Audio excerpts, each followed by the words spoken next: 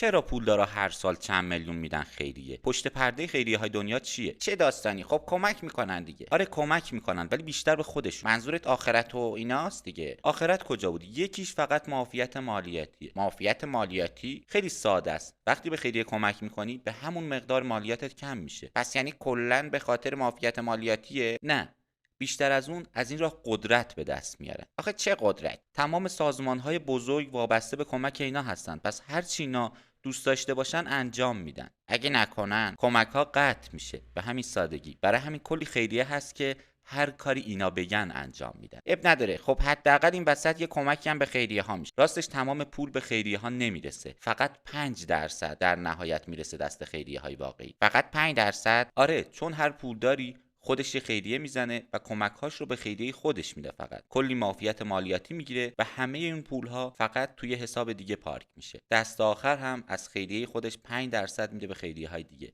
تازه اگه اونم داستان نداشته باشه.